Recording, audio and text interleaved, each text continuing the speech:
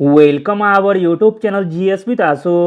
BPSC TRE class 6 to 8 के लिए set practice कराया जा रहा है यूटेरिया पब्लिकेशन से, जिसमें आज हम लोग सेट नंबर 4 को लगाने वाले हैं। इससे पहले सेट नंबर 1 से 3 तक ऑलरेडी करा दिया गया है। जो लोग नहीं देखे हैं तो वो लोग एग्जाम से पहले एक बार जरूर देख लीजिएगा, क्योंकि यहाँ से क्वेश्चन बनेंगे आपके एग्जाम में।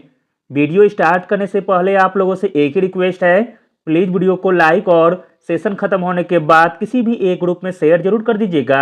चलिए शुरू करते हैं और आप लोग भी सोचिएगा अपना आंसर क्या हो सकता है। स्टार्टिंग के कुछ प्रश्न मैथ के दिए गए हैं, जिसे आप लोग बना लीजिएगा। मैं सभी का आंसर बता देता हूं। 31 का आंसर हो जाएगा ऑप्शन नंबर ए। 32 का आंसर हो जाएगा ऑप्शन नंबर बी। 33 का आंसर होगा ऑप्शन नंबर सी। 34 का आंसर हो जाएगा ऑप्शन नंबर बी।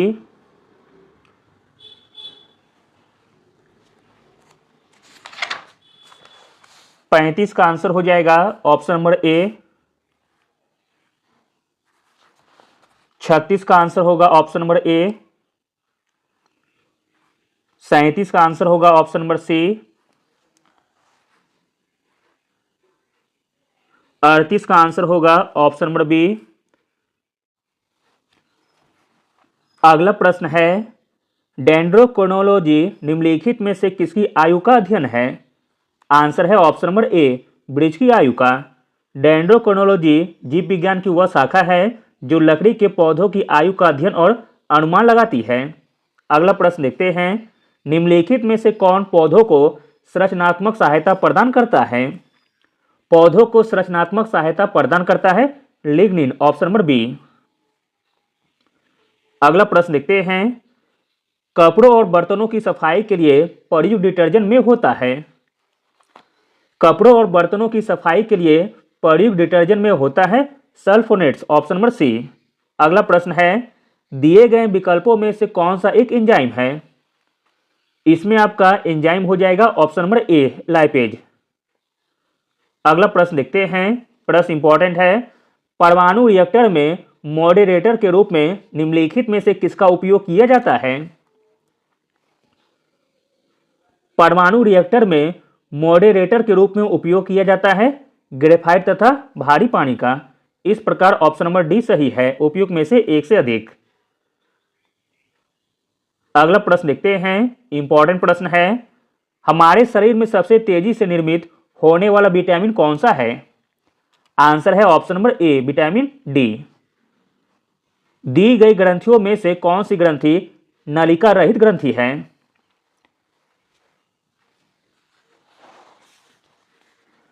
दी गई ग्रंथियों में से नलिका रहित ग्रंथि है अंतःस्रावी ग्रंथि, ऑप्शन नंबर सी। अगला प्रश्न देखते हैं, इंपॉर्टेंट प्रश्न है, गोलीय दर्पण की फोकस दूरी होती है? गोलीय दर्पण की फोकस दूरी होती है इसकी वक्रता त्रिज्या के आधे के बराबर, ऑप्शन नंबर बी। अगला प्रश्न देखते हैं, प्रधानमंत्री द्वारा लॉन्च भारत की पहली क्षेत्रीय रैपिड रेल कौन सी है? प्रश्न इंपॉर्टेंट है, प्रधानमंत्री द्वारा लॉन्च भारत की पहली क्षेत्रीय रैपिड रेल हो जाएगी नमो भारत, ऑप्शन नंबर सी। नारी शक्ति वंदन अधिनियम कौन सा संविधान संशोधन बना है? आंसर हो जाएगा ऑप्शन नंबर सी, 106वां। अगला प्रश्न है, मेडिसिन में वर्ष 2023 का नोबेल पुरस्कार किसे प्रदान किया गया है?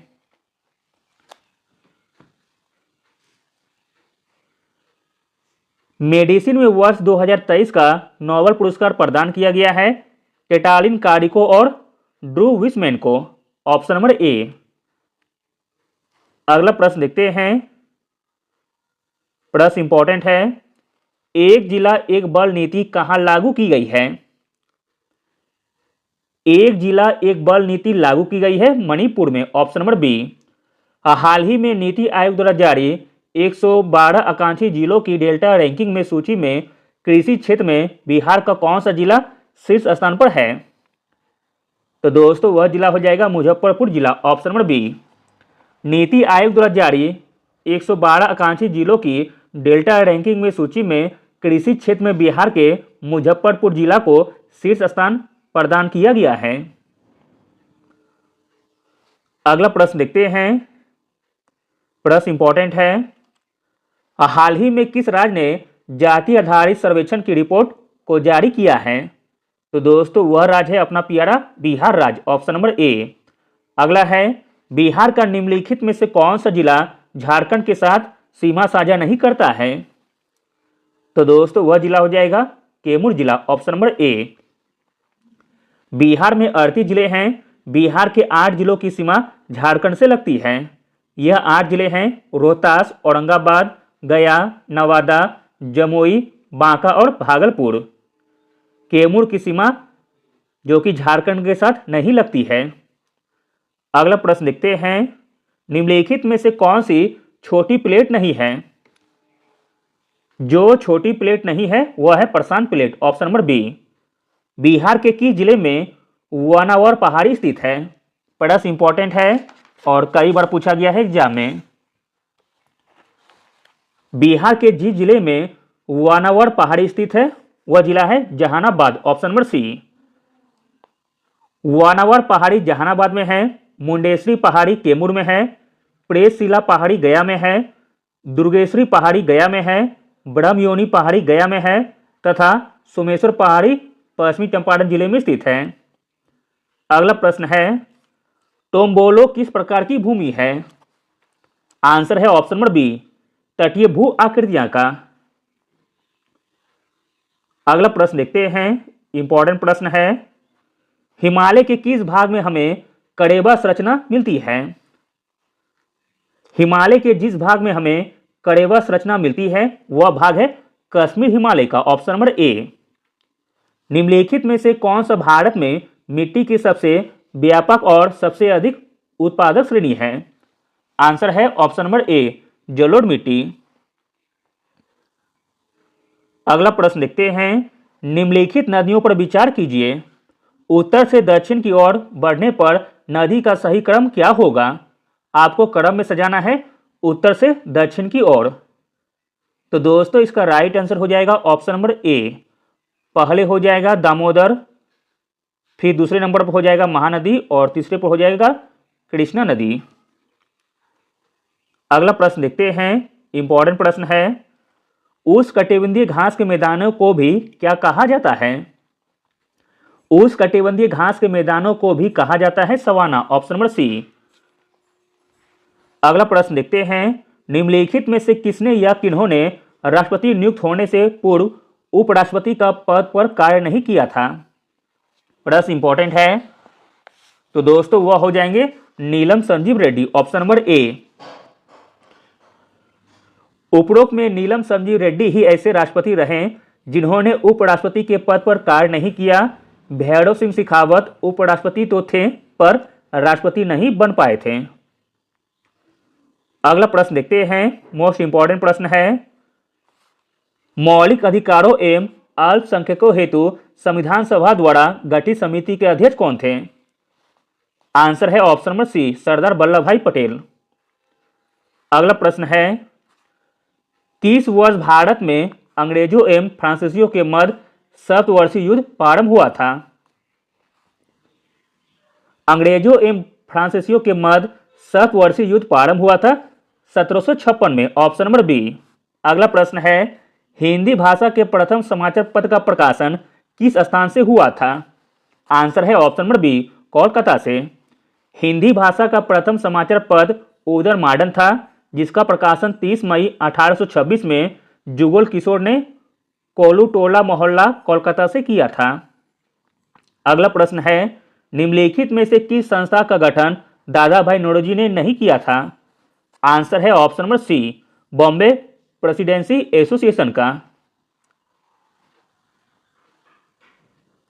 बॉम्बे प्रेसिडेंसी एसोसिएशन की स्थापना बदरुद्दीन तैयब जी, केटी तेलंग और फिरोज शाह मेहता ने 1885 ईस्वी में की थी। अगला प्रश्न देखते हैं। इंपॉर्टेंट प्रश्न है। निम्नलिखित में से कौन सा कार्य 1931 के भारतीय राष्ट्रीय कांग्रेस के कराची अधिवेशन में हुआ था? जो कार्य 1931 के भारतीय राष्ट्रीय कांग्रेस के कराची अधिवेशन में हुआ था वह कार्य हो जाएगा मौलिक अधिकारों का प्रस्ताव पारित हुआ, आर्थिक नीति का प्रस्ताव पारित हुआ तथा गांधी इरविन समझौते का अनुमोदन किया गया। इस प्रकार ऑप्शन नंबर डी सही है। अगला प्रश्न देखते हैं, कांग्रेस के सूरत विभाजन के समय भारत का वायसराय कौन था? प्रश्न इंपॉर्टेंट है। कांग्रेस के सूरत विभाजन के समय भारत का वायसराय था लॉर्ड मिंटो द्वितीय। 1907 ईस्वी के कांग्रेस के सूरत अधिवेशन में नरम दल एवं गरम दल के रूप में कांग्रेस का विभाजन हुआ था। इस समय भारत का वायसराय लॉर्ड मिंटो थे, जिसका कार्यकाल था 1905 से लेकर 1910 ईस्वी तक। अगला प्रश्न देखते हैं, बिहार में निम्नलिखित में से किस आंदोलन के दौरान छात्रों द्वारा स्वराज ट्रेन का संचालन किया गया था? तो दोस्तों वह आंदोलन था भारत छोड़ो आंदोलन, ऑप्शन नंबर सी। भारत छोड़ो आंदोलन के दौरान छात्रों द्वारा स्वराज ट्रेन का संचालन किया गया था। अगला प्रश्न देखते हैं, इंपॉर्टेंट है। सतनामी विद्रोह किस मुगल शासक के समय हुआ था? आंसर है ऑप्शन नंबर बी, औरंगजेब के शासनकाल में। अगला प्रश्न है, भारत में सेवा कर किसकी सिफारिशों से लागू हुआ था? आंसर है ऑप्शन नंबर बी, राजा जेचलिया समिति की सिफारिश पर। आगे आपका 80 प्रश्न है सामाजिक विज्ञान से। दिल्ली सल्तनत के किस सुल्तान ने नायब ए मुमलिकात पद की स्थापना की थी? तो दोस्तों वह सुल्तान थे Bahram Shah, option number A. Delhi के बहराम शाह सुल्तान ने नायब ए मुमलिकात पद की स्थापना की थी। अगला प्रश्न देखते हैं, प्रश्न इंपॉर्टेंट है। मलिक अंबर का संबंध किस दक्षिण भारतीय राज्य से था? मलिक अंबर का संबंध था अहमदनगर से, जो कि ऑप्शन में नहीं दिया गया है, इसलिए ऑप्शन नंबर ई सही है। भक्ति आंदोलन के प्रमुख संत कबीर दिल्ली सल्तनत के किस सुल्तान के समकालीन थे? भक्ति आंदोलन के प्रमुख संत कबीर दिल्ली सल्तनत के सिकंदर लोदी के समकालीन थे। अगला प्रश्न देखते हैं, निम्न में से कौन चोलकालीन प्रमुख कर है जो व्यापारिक प्रतिष्ठान पर लगाया जाता था? तो दोस्तों वह कर का नाम है कढेरे, ऑप्शन नंबर सी। अगला प्रश्न देखते हैं, पाल वंश के किस शासक ने उत्तरापद स्वामिनी की उपाधि धारण की थी? आंसर है ऑप्शन नंबर बी, धर्मपाल ने। पाल वंश के शासक धर्मपाल ने उत्तरापद स्वामिनी की उपाधि धारण की थी। अगला प्रश्न है, मेघाश्री द्वारा भारतीय समाज के 7 वर्गों में बांटा गया, निम्नलिखित में से कौन 7 वर्गों में सम्मिलित नहीं था? तो दोस्तों जो सम्मिलित नहीं था वह थे क्षत्रिय, ऑप्शन नंबर सी। इसमें आपका शामिल था दार्शनिक, किसान, अहीर, कारीगर व शिल्पी, सैनिक, निरीक्षक तथा सभासद। अगला प्रश्न है, किस बौद्ध संगीति में अनुशासन को लेकर मतभेद के कारण बौद्ध संघ अस्थाविर एवं महासंघविक में विभाजित हो गया था? तो दोस्तों वह बौद्ध संगीति हो जाएगी द्वितीय बौद्ध संगीति, ऑप्शन नंबर बी। द्वितीय बौद्ध संगीति में मतभेद के कारण बौद्ध संघ अस्थाविर एवं महासंघिक में विभाजित हो गया था। अगला प्रश्न है, द्वैत शासन का जनक किसे माना जाता है? द्वैत शासन का जनक माना जाता है सर लियोनल कार्टिस को, जो कि ऑप्शन में नहीं है, इसलिए ऑप्शन नंबर ई सही है, उपयुक्त में से कोई नहीं। अगला प्रश्न देखते हैं, ब्रोकन विंग्स किसकी प्रमुख रचना है? ब्रोकन विंग्स प्रमुख रचना है सरोजिनी नायडू की, ऑप्शन नंबर बी। अगला प्रश्न देखते हैं, प्रश्न इंपॉर्टेंट है। प्रथम गोलमेज सम्मेलन 1930-31 ईस्वी में हिंदू महासभा की ओर से किसने भाग लिया था? प्रथम गोलमेज सम्मेलन 1930-31 ईस्वी में हिंदू महासभा की ओर से भाग लिया था बीएस मुंजे तथा डॉक्टर एमआर जयकर ने। इस प्रकार ऑप्शन नंबर डी सही हो जाएगा, उपयुक्त में से एक से अधिक। अगला प्रश्न है, हिंदू पुनर्विवाह अधिनियम किस गवर्नर जनरल के समय पारित किया गया था? राइट आंसर है ऑप्शन नंबर ए, लॉर्ड कैनिंग के समय में। अगला प्रश्न है, निम्नलिखित में से कौन सा युग्म सही सुमेलित नहीं है? एक तरफ है संस्था और एक तरफ है संस्थापक का नाम। तो दोस्तों जो सुमेलित नहीं है वह है ऑप्शन नंबर ए, सेवा सदन हृदयराज कुंजरू, जो कि गलत दिया गया है। सेवा सदन की स्थापना 1885 में बॉम्बे में बहराम जी मालावाड़ी के द्वारा किया गया था। बाकी दोनों सही दिए गए हैं। वे समाज के संस्थापक थे श्री धरली नायडू। धर्म सभा के संस्थापक थे राधाकांत देव।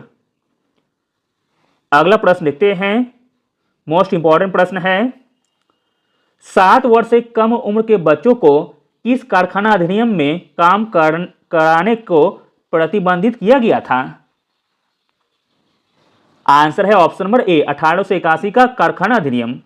7 वर्ष से कम उम्र के बच्चों को 1881 का कारखाना अधिनियम के द्वारा काम कराने को प्रतिबंधित किया गया था। अगला प्रश्न देखते हैं, 1856 में आउटकम रिपोर्ट के आधार पर किस राज्य को अंग्रेजी साम्राज्य में मिला लिया गया था? तो दोस्तों वह राज्य था अवध, ऑप्शन नंबर सी। अगला प्रश्न है, भारत की स्वतंत्रता प्राप्ति के समय ब्रिटेन में किस पार्टी की सरकार थी? भारत की स्वतंत्रता प्राप्ति के समय ब्रिटेन में लेबर पार्टी की सरकार थी, जो कि ऑप्शन में नहीं है, इसलिए ऑप्शन नंबर ई सही है, उपयुक्त में से कोई नहीं। अगला प्रश्न देखते हैं, मोस्ट इंपॉर्टेंट प्रश्न है, निम्नलिखित में से कौन सा भारत का पहला मजदूर संगठन था? भारत का पहला मजदूर संगठन था Bombay mill hand association, option number B, जिसकी स्थापना 1890 में नारायण मेधाजी लोखंडे ने की थी। अगला प्रश्न है, अमेरिका की स्वतंत्रता दिवस कब मनाया जाता है? अमेरिका का स्वतंत्रता दिवस मनाया जाता है 4 जुलाई को, ऑप्शन नंबर सी। अगला प्रश्न देखते हैं, मानववादी के रूप में पुनर्जागरण का प्रतिनिधित्व करने वाला प्रथम व्यक्ति किसे माना गया है? आंसर है ऑप्शन नंबर ए पेट्रो को। अगला प्रश्न है, पुनर्जागरण काल के दौरान जियोसेंट्रिक सिद्धांत निम्न में से किनके द्वारा प्रस्तुत किया गया है? आंसर है ऑप्शन नंबर बी टॉलमी के द्वारा। पुनर्जागरण काल के दौरान जियोसेंट्रिक सिद्धांत टॉलमी के द्वारा प्रस्तुत किया गया है। अगला प्रश्न देखते हैं, प्रथम विश्व युद्ध के दौरान अमेरिकी राष्ट्रपति वुडरो विल्सन ने तटस्थता की घोषणा कब की थी? आंसर है ऑप्शन नंबर सी 4 अगस्त 1914 को। प्रथम विश्व युद्ध के दौरान अमेरिकी राष्ट्रपति वुडरो विल्सन ने तटस्थता की घोषणा की थी 4 अगस्त 1914 ईस्वी को। अगला प्रश्न देखते हैं, इंपॉर्टेंट है, निम्न में से कौन अरुणाचल प्रदेश की जनजाति है? इसमें आपका अरुणाचल प्रदेश की जनजाति हो जाएगी अपातानी, सिंगफू तथा डफली। इस प्रकार ऑप्शन नंबर डी सही है। पेरियार राष्ट्रीय उद्यान किस राज्य में है? पेरियार राष्ट्रीय उद्यान स्थित है केरल में, ऑप्शन नंबर बी। अगला प्रश्न है, भारत के सर्वाधिक क्षेत्र पर विकसित मिट्टी कौन सी है? राइट आंसर है ऑप्शन नंबर ए जलोढ़ मिट्टी। अगला प्रश्न है, शालीमार एवं निशांत बाग निम्न में से किस झील के किनारे स्थित है? आंसर है ऑप्शन नंबर ए डल झील के निकट। शालीमार एवं निशांत बाग कश्मीर के डल झील के किनारे बसाए गए हैं। डल झील 3 तरफ से पर्वतों से घिरी हुई है। अगला प्रश्न देखते हैं, सोन नदी का उद्गम स्थल कहां है? सोन नदी का उद्गम स्थल है अमरकंटक की पहाड़ी। अगला प्रश्न है, थीन परियोजना किस नदी पर बना हुआ है? थीन परियोजना बना हुआ है रावी नदी पर, ऑप्शन नंबर बी। अगला प्रश्न देखते हैं, आसान सा प्रश्न है, बिहार का सो किस नदी को कहा जाता है? आंसर है ऑप्शन नंबर सी कोसी नदी को। ओडिशा से लेकर आंध्र प्रदेश तक का तटवर्ती मैदान किस नाम से जाना जाता है? प्रश्न इंपॉर्टेंट है। ओडिशा से लेकर आंध्र प्रदेश तक का तटवर्ती मैदान उत्तरी सरकार के नाम से जाना जाता है, ऑप्शन नंबर सी। अगला प्रश्न देखते हैं, भारत का सबसे ऊंचा पर्वत शिखर कौन सा है? भारत का सबसे ऊंचा पर्वत शिखर हो जाएगा Godwin Australia K2, option number B. अगला प्रश्न देखते हैं, अल्मोड़ा निम्न में से किस राज्य में स्थित एक पर्यटक स्थल है?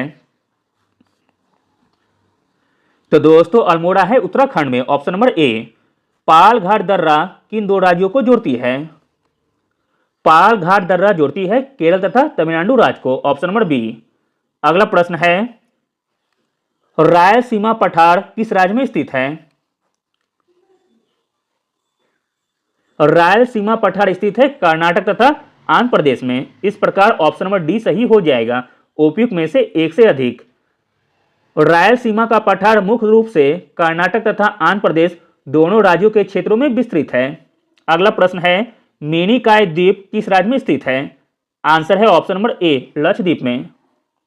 अगला प्रश्न देखते हैं, क्षेत्रफल की दृष्टि से भारत के छोटे राज्यों का क्रम निम्न में से कौन है? आंसर है ऑप्शन नंबर सी, गोवा, फिर सिक्किम, फिर त्रिपुरा, फिर नागालैंड। अगला प्रश्न देखते हैं, कालाहारी मरुस्थल किस देश में स्थित है?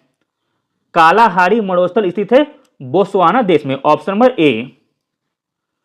अगला प्रश्न देखते हैं, मोस्ट इंपॉर्टेंट प्रश्न है, स्वर्णिम त्रिभुज के नाम से किसे जाना जाता है? स्वर्णिम त्रिभुज के नाम से जाना जाता है लाओस, थाईलैंड तथा म्यांमार को। अगला प्रश्न देखते हैं, विश्व का सर्वाधिक जनसंख्या घनत्व वाला देश कौन सा है? विश्व का सर्वाधिक जनसंख्या घनत्व वाला देश हो जाएगा मोनाको, ऑप्शन नंबर ए। अगला प्रश्न है, विश्व का सबसे बड़ा स्थल अवरुद्ध देश कौन सा है? आंसर है ऑप्शन नंबर सी, कजाकिस्तान। अगला प्रश्न देखते हैं, विश्व में सर्वाधिक जलयान बनाने वाला देश कौन सा है? आंसर है ऑप्शन नंबर बी, जापान। निम्न में से कौन खरीफ फसल है?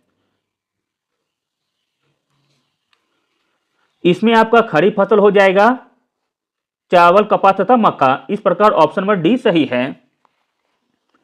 अगला प्रश्न देखते हैं, इंपॉर्टेंट प्रश्न है, भारत सरकार द्वारा प्रधानमंत्री आवास योजना की शुरुआत कब की गई थी? भारत सरकार के द्वारा प्रधानमंत्री आवास योजना की शुरुआत की गई थी 2015 में। अगला प्रश्न है, सुनहरी क्रांति का संबंध किससे है? सुनहरी क्रांति का संबंध है सब्जी से, ऑप्शन नंबर सी। अगला प्रश्न है, 2011 की जनगणना के अनुसार बिहार में महिला साक्षरता की दर क्या है?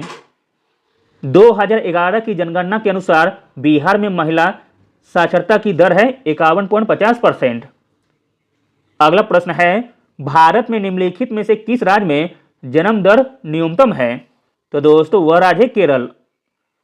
अगला प्रश्न है, इंपॉर्टेंट है, खेलो इंडिया योजना की शुरुआत भारत सरकार के द्वारा किस वर्ष की गई थी? खेलो इंडिया योजना की शुरुआत भारत सरकार के द्वारा 2017 में की गई थी। अगला है, भारत में सर्वाधिक बार बजट प्रस्तुत करने वाले वित्त मंत्री कौन थे?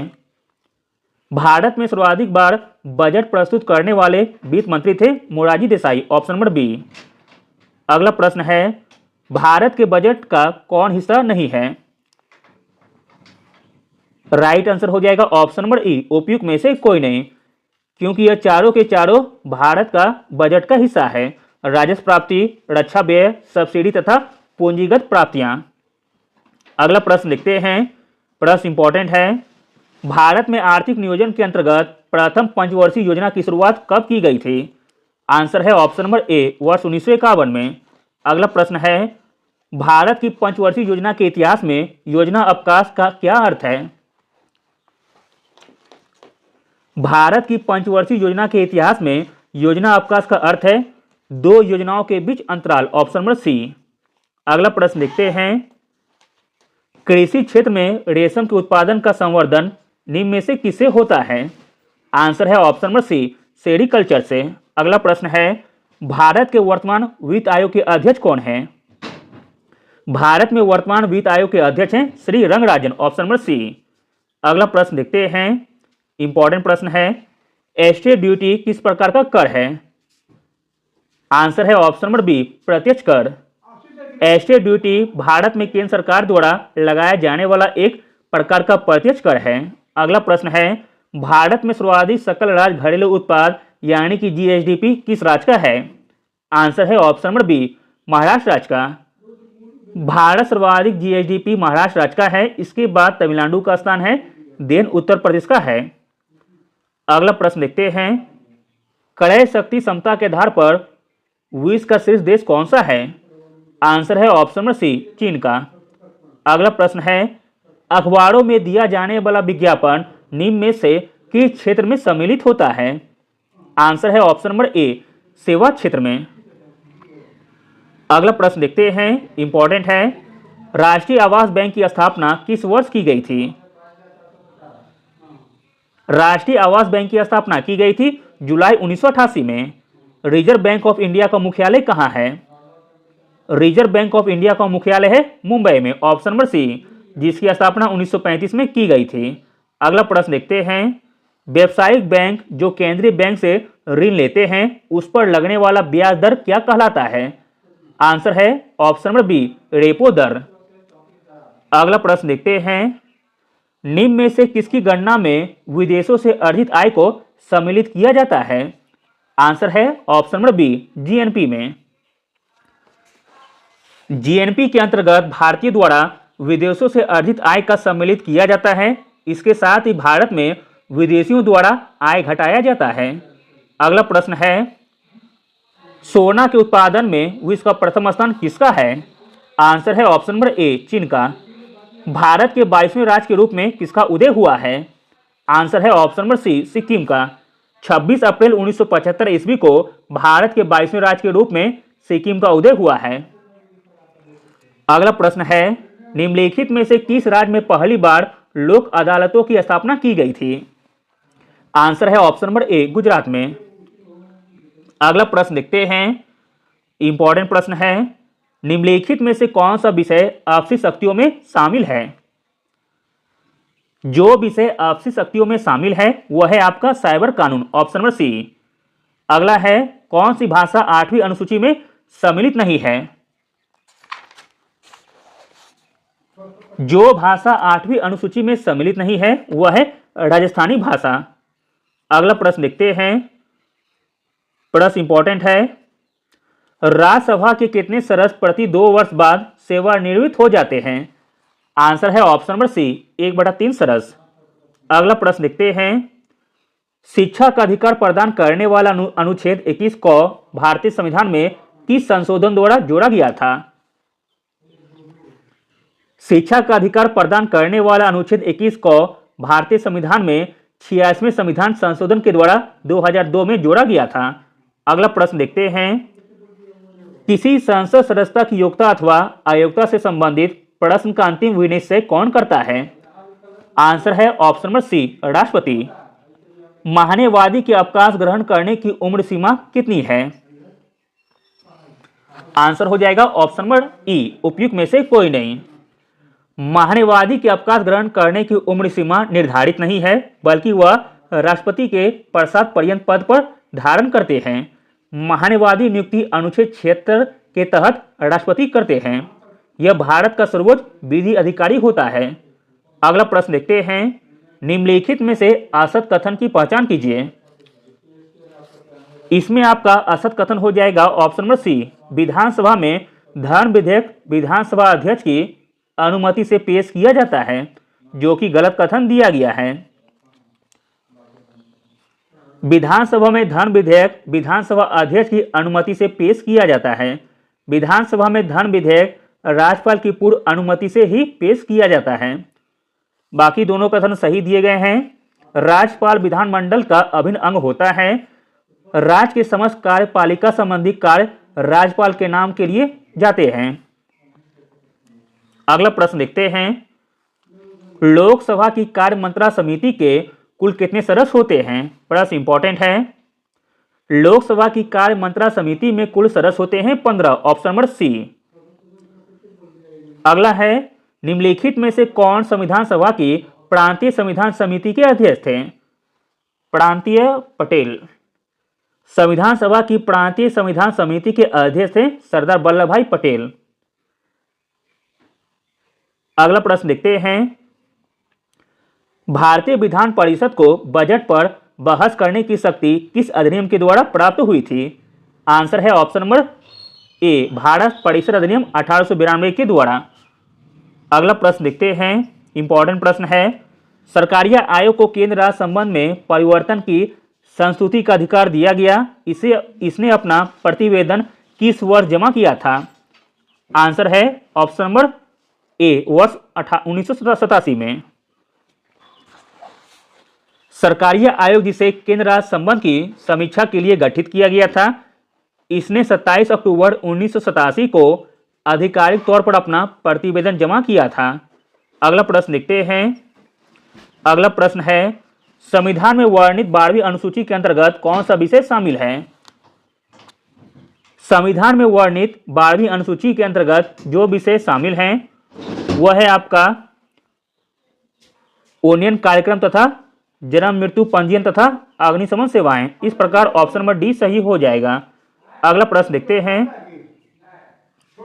अगला प्रश्न है, निम्नलिखित कथनों पर विचार करें, उपयुक्त में से कौन सा कथन सही है आपको बताना है। तो दोस्तों इसका राइट आंसर है ऑप्शन नंबर सी, केवल 1 और 2 दोनों सही हैं। मौलिक क्षेत्राधिकार का अर्थ है कुछ मुकदमों की सुनवाई सीधे सर्वोच्च और उच्च न्यायालय आरंभ कर सकता है। लोकसभा एवं राज्य विधानसभा में मतदान करने वाला अधिकार केवल भारतीय नागरिक को ही प्राप्त है। जबकि तीसरा कथन गलत हो जाएगा। राज्य पुनर्गठन अधिनियम 1952 के द्वारा क्षेत्रीय परिषद का गठन किया गया था। राज्य पुनर्गठन अधिनियम 1956 के द्वारा क्षेत्रीय परिषद का गठन किया गया था, न कि वर्ष 1952 में। अगला प्रश्न देखते हैं। भारत के नियंत्रक महालेखा परीक्षक का वर्णन निम्न में से किस अनुच्छेद में दिया गया है? आंसर है ऑप्शन नंबर बी, अनुच्छेद 148 से लेकर 151 तक। अगला प्रश्न देखते हैं। प्रश्न इंपॉर्टेंट है। स्वतंत्र भारत का प्रथम मंत्रिमंडल में स्वास्थ्य विभाग निम्नलिखित में से किन्हें प्राप्त हुआ था? आंसर है ऑप्शन नंबर सी, राजकुमारी अमृता कौर को। अगला प्रश्न देखते हैं। विश्व बैंक और अंतर्राष्ट्रीय मुद्रा कोष के द्वारा निर्देशित इस मॉडल को शॉक थेरेपी निम्न में से किस देश के लिए अपनाया गया था? आंसर हो जाएगा ऑप्शन नंबर ए, रूस। विश्व बैंक और अंतर्राष्ट्रीय मुद्रा कोष के द्वारा निर्देशित इस मॉडल को शॉक थेरेपी रूस देश के लिए अपनाया गया था। अगला प्रश्न देखते हैं। लिबर्टी लीडिंग द पीपुल नामक पेंटिंग में स्वतंत्रता की देवी को जनता की अगुवाई करते हुए चित्रित किया गया था। यह पेंटिंग निम्नलिखित में से किस देश समूह को संबोधित कर रहा था? आंसर हो जाएगा यूरोप को, जो कि ऑप्शन नहीं है, इसलिए ऑप्शन नंबर ई सही है, उपयुक्त में से कोई नहीं। लिबर्टी लीडिंग द पीपुल नामक पेंटिंग में स्वतंत्रता की देवी को जनता की अगुवाई करते हुए चित्रित किया गया था। यह पेंटिंग यूरोप देश समूह को संबोधित कर रहा था। अगला और अंतिम प्रश्न है। निम्न में से कौन सा तथ्य गलत है? इसमें जो तथ्य गलत है वो है आपका ऑप्शन नंबर सी, फरवरी 2012 12वें दक्षिण सम्मेलन में मुक्त व्यापार संधि यानी कि साप्टा पर हस्ताक्षर हुए थे, जो कि गलत दिया गया है। फरवरी 2004 में 12वें दक्षिण सम्मेलन में मुक्त व्यापार संधि यानी कि साप्टा पर हस्ताक्षर हुए थे, न कि 2012 में। बाकी दोनों कथन सही है। मई 1998 में भारत और पाकिस्तान ने परमाणु परीक्षण किए। दिसंबर 1998 में भारत और श्रीलंका ने मुक्त व्यापार संधि पर हस्ताक्षर किए थे।